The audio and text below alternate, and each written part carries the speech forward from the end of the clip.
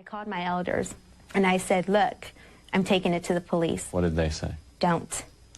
Or else. Or else what? That's what I said. I said, or else what? And he said, just don't. I said, what? I'll be disfellowshipped? If I take it to the police, is that what's going to happen to me? And he said, yes, you will be disfellowshipped. And I was just like, what? You're going to disfellowship me for being raped, yet the guy who raped me is still a Jehovah's Witness?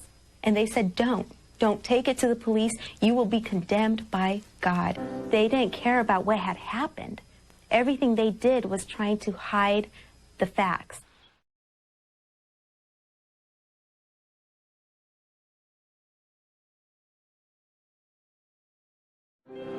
Even without the church's help or the testimony of elders who Erica says knew what had happened, in August of 1998, Manuel Beliz was convicted, guilty on 2 counts of rape and 2 counts of child molestation.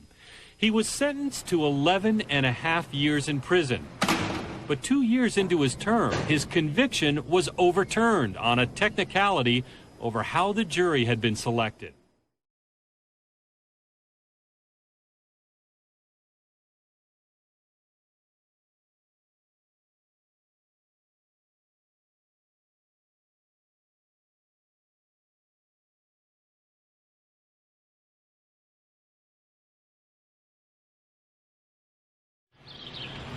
Erica Garza's accused molester, Manuel Beliz, showed up in court with plenty of support. His side was full of Jehovah's Witnesses. People I thought were my friends, but they were there to support him. And on my side was my family. Even though Beliz had apparently confessed his crimes to church elders, it appeared to make little difference.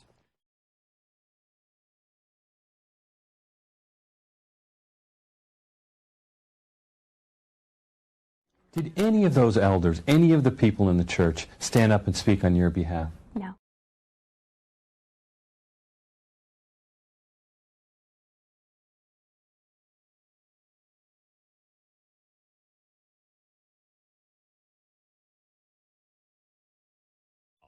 What happened? Was removed as an elder. So they kicked you out?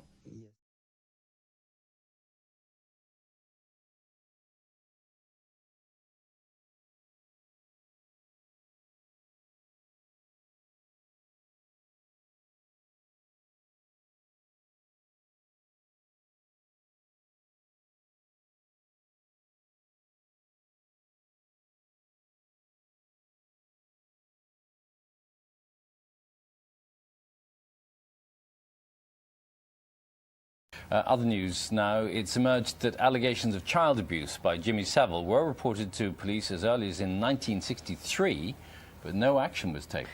The details are revealed in a highly critical report by Her Majesty's Inspectorate of Constabulary, which warns that there is a distinct possibility that the mistakes made could be repeated in the future. This review goes some way to explaining why Jimmy Savile was never caught. One key reason, it suggests, is that police failed to investigate properly and link a number of separate allegations against him. Good evening, ladies and gentlemen. The earliest missed opportunity identified in the report was in 1963, when a police officer from Cheshire dismissed a rape allegation against Savile, telling the male victim to forget about it.